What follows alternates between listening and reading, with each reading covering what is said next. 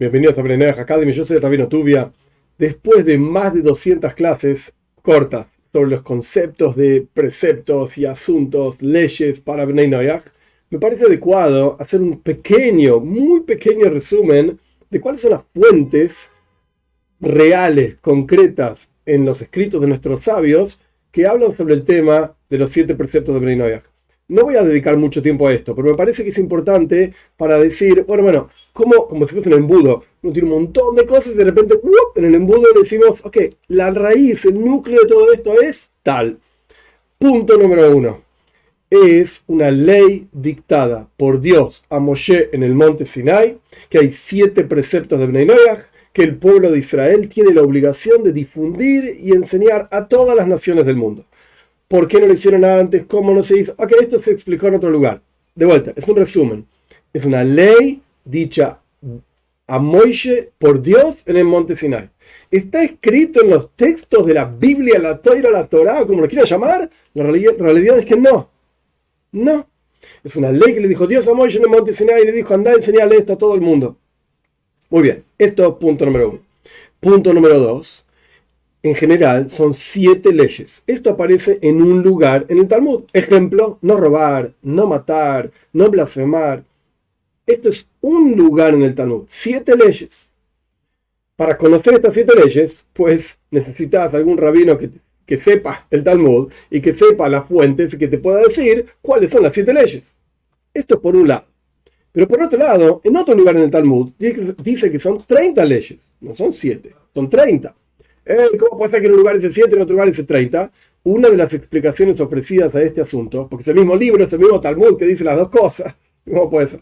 Que fueron 2 libros, qué sé yo, discuten entre ellos, pero es un mismo libro. Entonces, una de las explicaciones de esta cuestión es que en realidad, por ejemplo, una de las 7, que es el concepto de la prohibición de idolatría, no es solamente prohibición de idolatría, sino que incluye en su interior un montón de otros preceptos que simplemente están englobados, incluidos en un precepto que llamamos de la prohibición de idolatría. Por ejemplo, la prohibición de una idolatría que se llama Moilech, la prohibición de otra idolatría que se llama Idoini, y así sucesivamente diferentes cuestiones.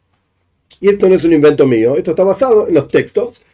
Por ejemplo, el Ramá de Fano, el Menachem Azari de Fano explica cuáles son los 30, cómo en realidad dentro de estos 7 hay otros incluidos. Para el pueblo de Israel son muchos preceptos, para Bnei Noach nuestros sabios decidieron expresarlo. ¿Por qué? No me pregunten a mí, yo no soy uno de nuestros sabios, pero ellos decidieron expresarlo de manera tal de decir o sea, la idolatría, un precepto para Bnei Noach, pero en realidad incluye un montón de otros preceptos.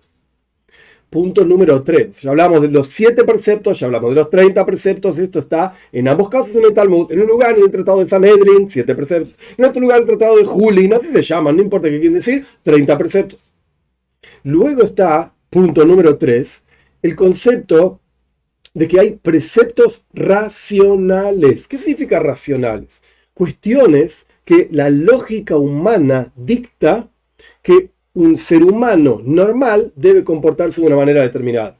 Entre paréntesis, dentro de este conjunto, digamos, número 3 de cuestiones racionales, incluso están las cuestiones que aprendemos de los animales. Comportamientos que el ser humano debe tener, con cuanto más aún. Si el animal se comporta de esta manera, cuanto más aún el ser humano.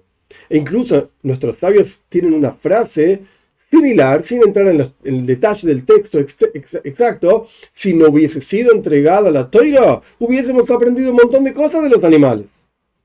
Entonces, hay cuestiones racionales. Ejemplo de cuestiones racionales. Hay una discusión entre nuestros sabios si tzedaka, caridad, es una cuestión racional o no. El Rambam te va a decir, es una cuestión racional. El Rambam te va a decir, no es una cuestión racional. Pero sea como fuere, hay opiniones que dicen que tzedaka es una cuestión racional, los Bnei Noach no están obligados, pero racionalmente hablando sí, porque para mantener una sociedad normal, sana, el que más tiene que ayudar al que menos tiene. O respeto a padre y madre, todo el mundo está de acuerdo que es una cuestión racional, no está en la Toira, ni en los 7 preceptos en el Tratado de Sanedrin, ni en los 30 preceptos en el Tratado de Julin. No está en esto, pero es lógico que un ser humano normal debería honrar y respetar a sus padres porque le dieron vida, lo criaron, lo sostuvieron, etc., lo mantuvieron hasta que se hizo un adulto. Esta es categoría número 3, cuestiones racionales. Categoría número 4, cuestiones derivadas, no por racionalidad, sino porque están directamente vinculadas, derivadas de uno de los 7 preceptos. Por ejemplo, uno de los 7 preceptos es la prohibición de blasfemia. Blasfemia significa que la persona maldice el nombre de Dios. Dios libre y guarde. Pero un derivado de esto es el respeto al nombre de Dios, o sea, el temor a Dios.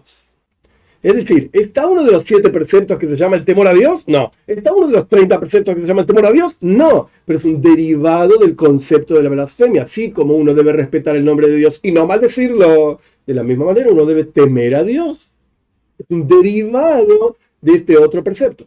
Quiere decir que acá vemos 4 categorías generales de fuentes de los conceptos, de los preceptos de Bnei Noach. Y todo esto, estas 4 categorías, se llaman Torah. Si una persona va a decir que Bnei Noach no pueden estudiar Torah porque el Talmud en Sanedrin en la página 59 dice que un Bnei Noach que estudia Torah tiene que tener pena de muerte, que al fin y al cabo es una pena de muerte celestial, sea lo que fuera que quiere decir.